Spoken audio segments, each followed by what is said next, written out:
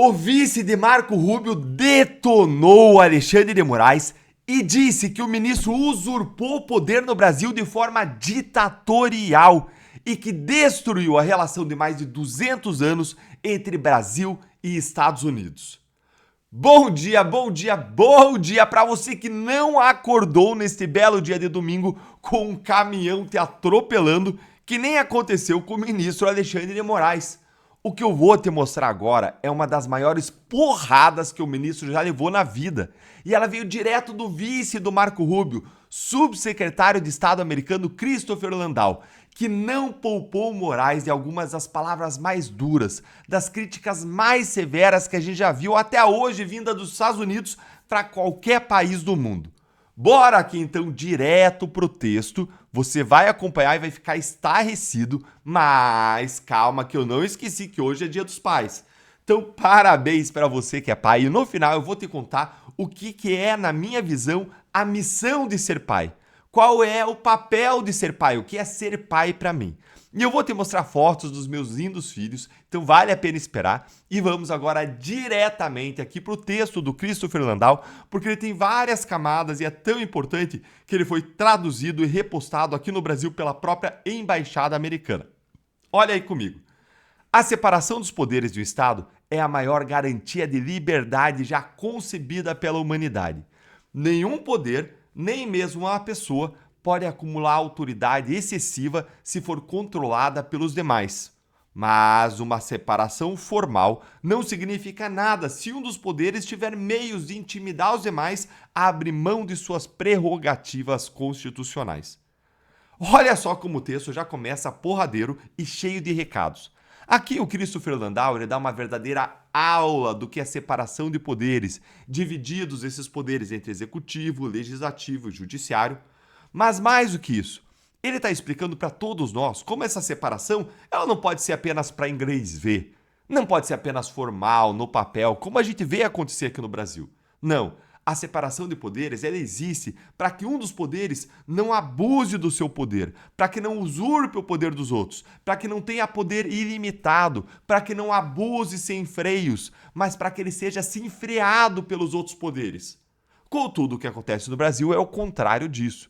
Nada exemplifica mais isso do que esta foto aqui recente que você vê aí na tela. Essa foto que foi tirada do jantar que Lula ofereceu, promoveu para os ministros do STF em desagravo a Moraes, em que estavam lá representantes dos três poderes endossando e apoiando Alexandre de Moraes, em vez de limitando e parando, freando seus abusos. Esse jantar aí ele foi um exemplo da promiscuidade que existe no Brasil entre os poderes e submissão. Olha a foto aí, ó. Moraes mais à frente, mostrando como é realmente ele quem manda. Lula um pouco atrás, gesticulando e falando como se estivesse ali se explicando para Moraes. E Gonet, Paulo Gonet mais afastado, atrás dos dois. Como uma peça ali de decoração, ou pior, como alguém sem protagonismo real, que apenas segue as diretrizes dos primeiros. Na foto, como na realidade, o Legislativo, o Congresso Nacional, não existe. De fato, o STF simplesmente atropela o Congresso sempre que lhe dá na telha. E o Congresso não se impõe, não freia os abusos. E o Lula também atropela o Congresso com a ajuda do STF sempre que ele quer. É um Congresso inexistente. Essa aí é a representação perfeita da distorção da nossa separação de poderes sobre a qual o Landau está falando que existe aqui no Brasil. A gente tem dezenas de outros exemplos que nós poderíamos trazer, mas vamos ficar só com esse aqui e vamos aqui, bora seguir na leitura. O que está acontecendo agora no Brasil ressalta esse ponto. Um único ministro do STF usurpou o poder ditatorial ao ameaçar líderes dos outros poderes ou suas famílias com detenção, prisão e outras penalidades. Presta atenção nessas palavras. Usurpou poder ditatorial. Gente, não se engane, essas fortíssimas, pesadíssimas palavras do Landau têm apenas um significado. O Brasil virou uma ditadura judicial. Ele afirmou categoricamente, com todas as letras, que Moraes usurpou, se arrogou, tirou dos outros poderes e pegou para si um poder ditatorial no Brasil. E olha que piora. Essa pessoa destruiu a relação histórica de proximidade entre Brasil e Estados Unidos, ao tentar, entre outras coisas, aplicar extraterritorialmente a lei brasileira para silenciar indivíduos e empresas em solo americano. Ou seja, Moraes sozinho, segundo Landau, destruiu não só abusando no Brasil, mas se arrogou a abusar também em relação a coisas lá dos Estados Unidos e assim destruiu a relação histórica de amizade entre Brasil e Estados Unidos, que tem mais de 200 anos. Imagina o peso de você ser taxado dessa forma, como a pessoa que estragou um relacionamento diplomático tão importante, ser acusado de ser a pessoa que sozinha é responsável por fazer mais de 200 milhões de brasileiros sofrerem. E como que se resolve isso, hein? O Landau vai e fala disso agora. A situação é sem precedentes e anômala, justamente porque essa pessoa veste uma toga judicial. Sempre é possível você sentar lá e negociar com líderes dos poderes executivo, legislativo de um país, mas não com o juiz, que tem que manter a aparência de que todas as suas ações são ditadas pela lei, que a gente sabe que não é, né? Assim, nos encontramos em um beco sem saída. O usurpador se reveste do Estado de Direito, enquanto os demais poderes afirmam estar impotentes para reagir. Como é possível um funcionário público estrangeiro entender e resumir tão bem a nossa situação? Como resistir a alguém que diz defender a democracia, mas que na verdade está destruindo a democracia? Como resistir a alguém que se veste com as roupas da lei? Eu sou a lei, eu sou o Estado, eu sou a democracia, eu sou o Estado de Direito. E no final aqui, o Landau deixa um recado.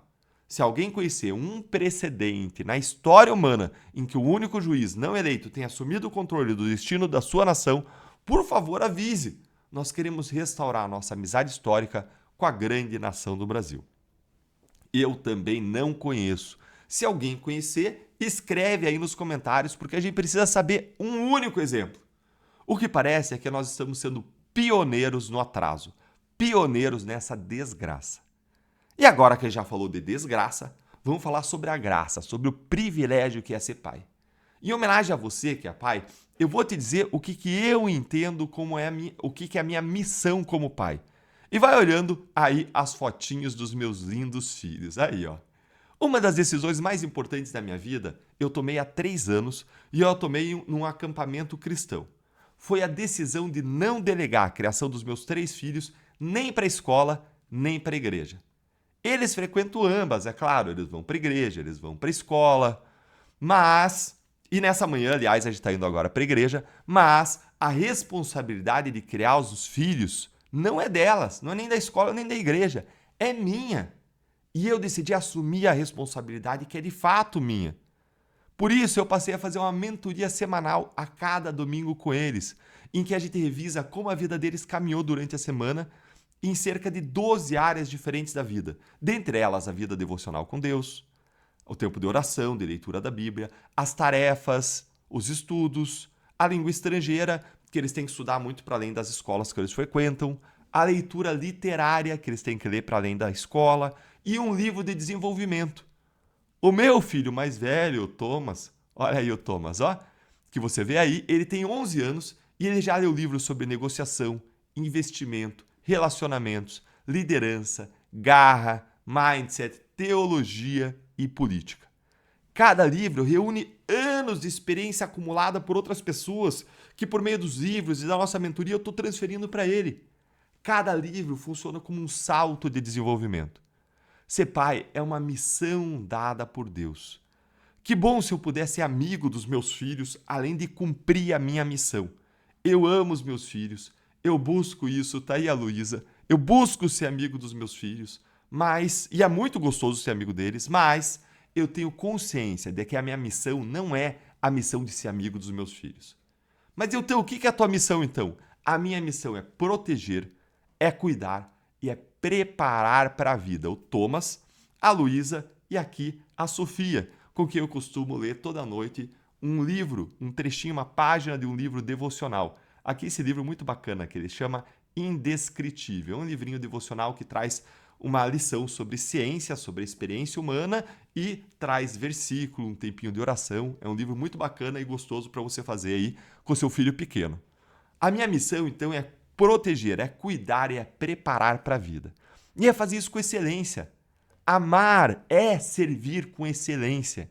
E se eu faço isso na minha profissão, como é que eu não vou fazer com a minha família? Como é que eu poderia ser negligente e deixar de fazer isso para os meus filhos que estão acima da profissão na minha escala de prioridades?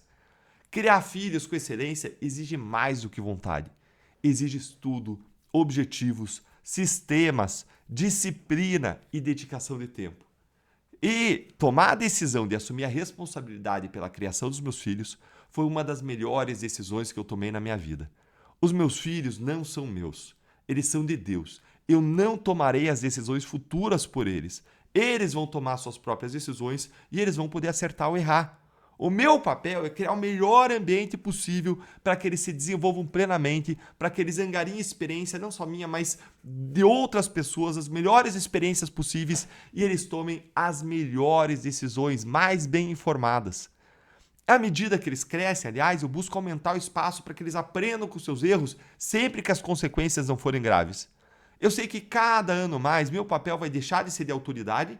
E lembre que quando ele tem 1, 2, 3 anos, nosso papel é total de autoridade, mas esse papel de autoridade vai diminuindo e outro papel vai aumentando, o papel de conselheiro. Mas eles não vão ouvir um ditador. Eles não vão ouvir alguém que não deixa eles tomarem as próprias decisões e sofrerem as consequências, ainda que sejam ruins. Claro que você não vai deixar eles sofrer uma consequência grave, mas consequências de menor gravidade. Ah, não quero ir com moletom, não quero pegar uma blusa. Tá bom, vai sem, mas vai passar frio, tô avisando. E vai lá e passa frio. Eles têm que aprender que as ações têm consequências. E eu vou fazer o meu melhor para honrar o desejo dos meus dois pais. Do meu pai dos céus e do meu pai da terra, que foi encontrar o pai dos céus recentemente. Meu pai aqui, ele dizia para mim que ele esperava que eu fosse para os meus filhos um pai melhor do que ele foi para mim.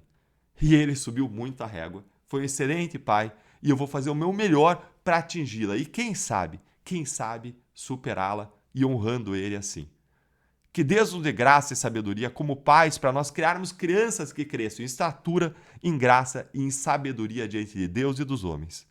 E se você quer saber mais sobre mentoreamento com os meus filhos, falo disso aqui também no meu canal do YouTube, na playlist sobre desenvolvimento pessoal e mentoreamento dos filhos. E logo vai ter mais conteúdo, mais vídeo por lá. Então não esquece de se inscrever, de curtir o vídeo para a nossa mensagem chegar mais longe. E se você quer apoiar mais intensamente o nosso trabalho, vem ser membro do canal. Um grande abraço e até o próximo vídeo, que hoje, o próximo vídeo do dia de hoje, promete!